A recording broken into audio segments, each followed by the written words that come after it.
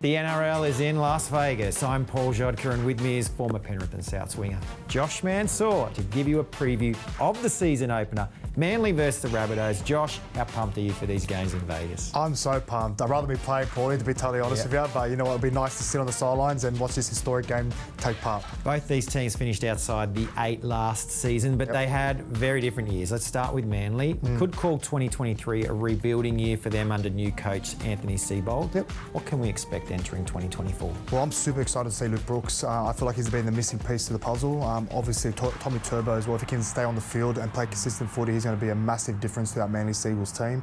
I feel like they've got capabilities to make the top 4 this year. I really do. I really believe that, and I feel like they're a bit of dark horse at the moment, and I feel like they've got that edge. So, you know, I feel like this matchup is a good one. You know, you look at Souths, they've got a lot of star players in their team, but you know, when you look at Manly, they're not too far off the mark as well. Well, you mentioned Luke Brooks. He comes over, and some big changes to their edges. So Brooks comes over on the left, and you've got Ruben Garrick switching to that side. Tolutau Kola will play on the right, and Hamole Olakuwadu, well, he just goes from strength to strength, and he'll be there partnering with DCE and Kola. With all those names, they've definitely got a lot of strike across the park, and I feel like they can really score a lot of points. But the biggest question mark for Manly is how many points they're going to leak in. I feel like they definitely lacked in the defence last year, and they are coming up against South Sydney, who can definitely rack up the points if you let them. Well, let's move to the Rabbitohs now, your old club. What is the mood in camp there? I guess an underwhelming end to the 2023 campaign, could we say? It was definitely a disappointing end. You know, there was a lot of talk about South's chances, particularly playing finals footy, but it didn't end up working out. They started so strong, and unfortunately just fell off towards the back end of the season. And you know what? They haven't had a solid pre-season in many years now. So with a full pre-season under their belt, I feel like there's a lot of things that can happen this year. The only question is the premiership window closing for them? You know, you've got guys like Cody Walker, Damien Cook, Tom Burgess, all ageing now. I feel like if there is a time to get that premiership, it has to be this year. Some fresh faces in their side for the Vegas game, including winger Jacob Gagai, who's the younger brother of Dane Gagai. What can you tell the viewers about him? I played with Jacob a couple of games playing Reggie's when I was at Souths, and he's just an ultimate competitor. Very similar to his brother Dane. You know, he's got a lot of speed, he's got great footwork, and he was actually playing fullback in New South Wales Cup for the Rabbitohs. So he is on the wing, a bit of a positional change there. There'll be more tough carries coming out of yardage asked from him, but he is a good finisher as well. And New South Wales Cup last year for the Rabbitohs did win the grand final, so I feel like he'll be coming into this team with a lot of confidence. Big game for him, and also the big names, right? Cody Walker, Latrell Mitchell. It's a lot of pressure on them going into this season and the Vegas season opener. Enormous pressure, especially with Cody Walker coming off the back of that hamstring or calf injury. So he's back in the team. He's just made it. He's a massive boost for the Rabbitohs, and everything is off the back of him. And now you talk about Latrell, I feel like he's in best shape of his career. There's going to be a lot of pressure on his shoulders, we all know that, but I feel like he relishes under that pressure. So I'm sure he's excited. I've been looking at his socials, and he's really indulging over there with the San Diego lifestyle, so I'm sure he's ready to kick off this big season. It's going to be a great experience. NRL in Vegas. Josh, who are you picking to win? Again, I would love to pick my Rabbitohs, but with an unbiased pick, I'm going to go with the Manly Seagulls this one.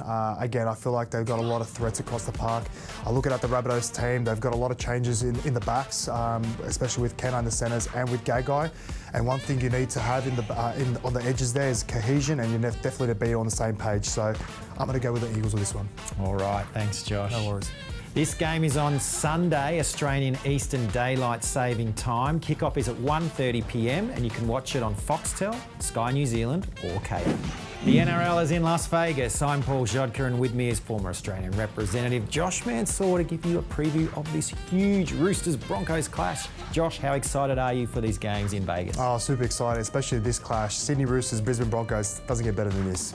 These teams were right there at the business end of season 2023. Let's start with the Roosters. They've recruited really well in the off-season. Very well. How do you see them going in round one? Yeah, again, another team that's going to be pushing for a top 4 finish, in my opinion. You know, riddled with stars. The Roosters are going to be a definite threat this year. I feel like they underwhelmed last year, and you know, coming off the back of last year with the likes of Spencer Leniu now into the side, I feel like it's just going to give them a massive edge, particularly up in front row. So it's going to be a big game, and I think a big year for the Sydney Roosters. A lot of pressure will be on their halves halves this year. The experienced Luke Keary and youngster Sam Walker. Is this the time that Walker can take that next step? I hope so. I feel like the biggest thing for the Roosters last year, they were doing a lot of chop and change in the halves, and it obviously didn't work out. I'm hoping with Trent Robinson's game plan this year, he sticks with those two kind of players. Luke Keary obviously going to be steering the ship as their main half there, and Sammy Walker, I feel like he's going to have a big year. He needs to have a big year.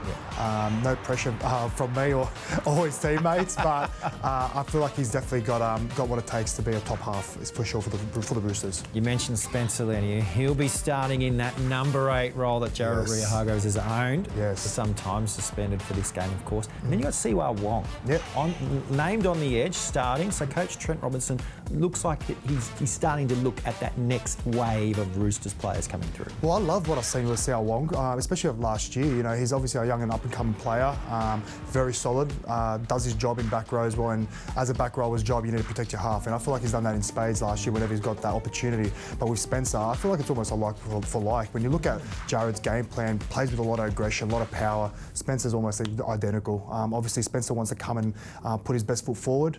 He wants to make a difference, and he is coming off the back of a 3-year premiership. So that's right. It's going to be a big year for the Roosters.